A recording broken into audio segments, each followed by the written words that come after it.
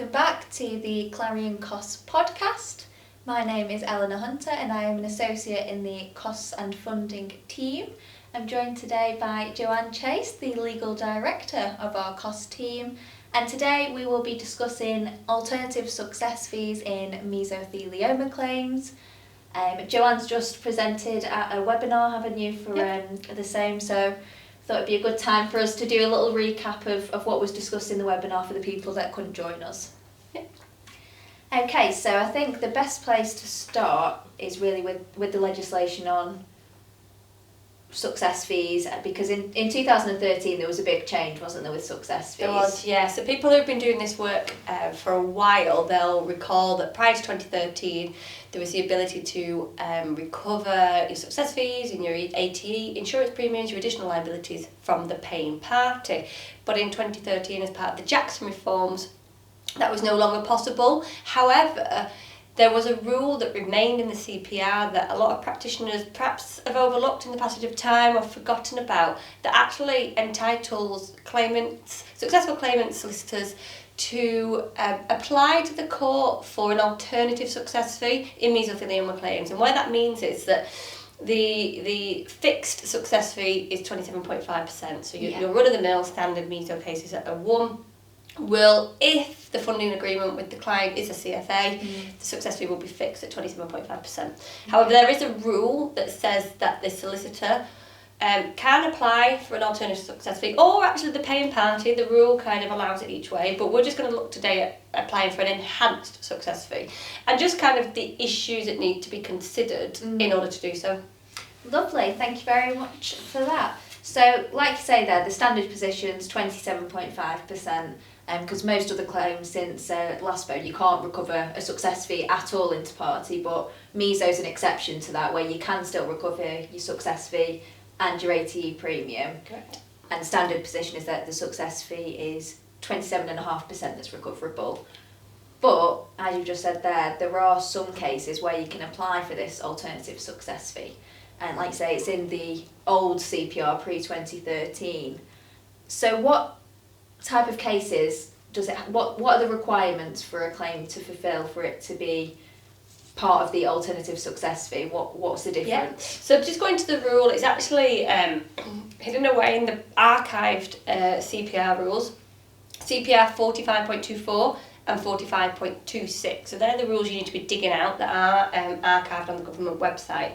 And what CPR 45.24 says is that this section applies for cases which are mesothelioma cases. And 45.26 goes on to say, for the purposes of this section, the sum of £250,000 is the amount that they need to have recovered as part of damages in order to trigger the ability to have to apply for an enhanced success fee. So damages need to have exceeded £250,000 gross.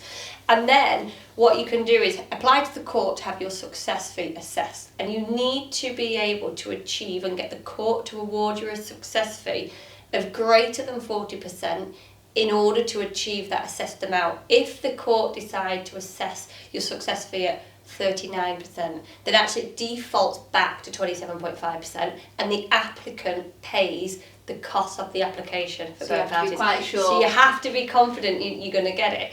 And that's basically, and what we need to remember here is that it's the success fee is determined by the prospects of success. Yes. So people might hear floated about the term already reckoner. That's where the assessment of risk is then converted into a success fee. Yeah. So if you have a case that's 50-50, that you may win, you may not, literally sit on the fence with it, then that's a risky case for a solicitor to take on. Yeah. So their success fee, if they're successful, is 100%. Yeah. Whereas if you have a case that you're bang on certain to win, you know, unlikely because you've got Part 36 offers probably in the mix. Yeah.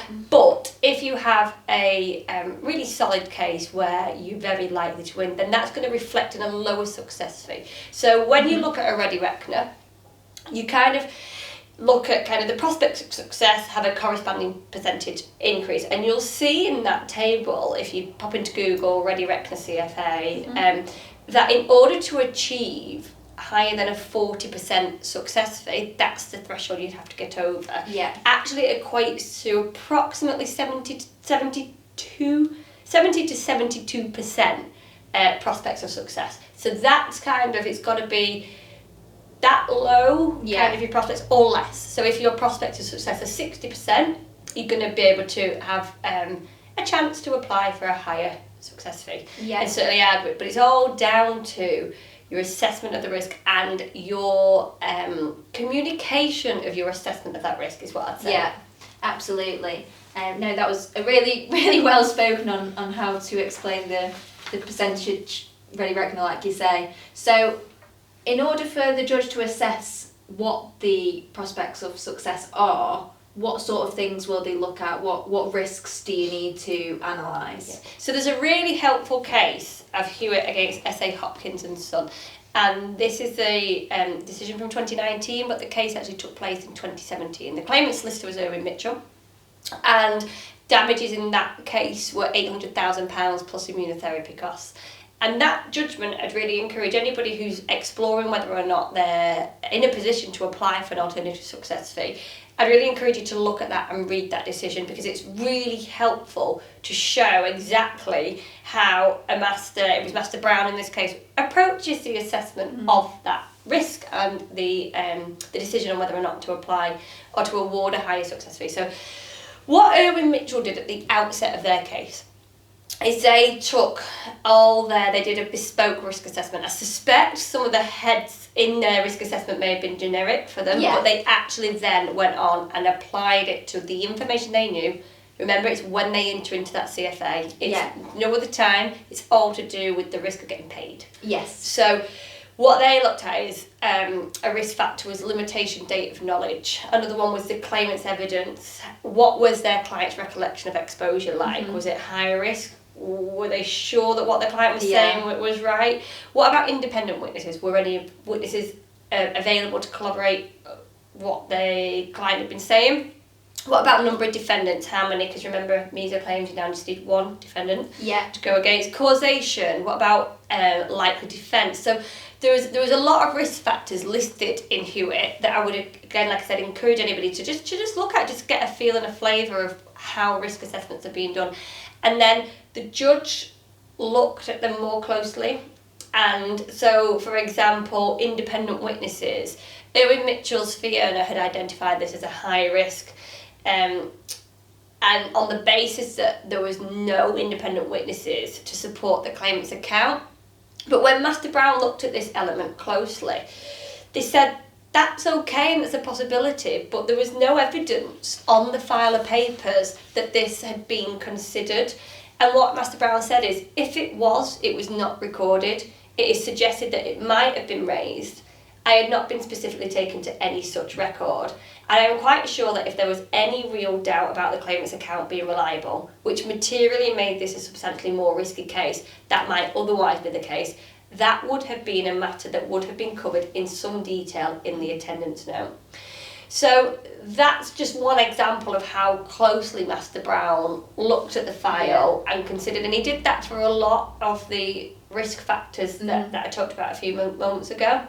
So I would encourage people to kind of look at that for ideas on what their risk assessment should be covering. Absolutely, and like you pointed out there, it doesn't matter what the risks were at the end of the file, it's got to be at the moment the CFA was entered, and it's got to be recorded in detail, because it's no good saying at the end, well, I thought that. It has to be there in the papers to direct the judge to. You've got to make it easy for the judge to say, look, here's this page where we considered this, here's this page, this is why we thought it was high risk, this is why we thought the prospects of success were X. Yes. Brilliant. And I think in that case of Hewitt, they didn't actually get the alternative success fee, did they? That's correct. So overall, when Master Brown looked at all the risk factors, I think he considered 4 or 5 in detail, the really important ones that turned on that case. Yeah. He considered it was not appropriate to award more than 40%, and therefore the 27.5% success fee was awarded because that remained a reasonable reflection of the risks of that case. So it is actually quite a high bar to get over. But what Master Brown did say is he identified cases that actually potentially were riskier than Hewitt, such as low exposure, such as incidental exposure. And they're the ones that, particularly if you think your damages might exceed £250,000, at the outset, You need to be alive to this rule. Remember that this rule exists. Then you're thinking, hang on, my damages might be something. So Mr. Hewitt, I think at the time was 57, so it was going to be a significant claim. Yeah, it's quite and then also, how tricky is liability? How tricky is this going to be to prove? And if those are all lining up, make sure your risk assessment is bespoke and reflective of the risks that you're facing.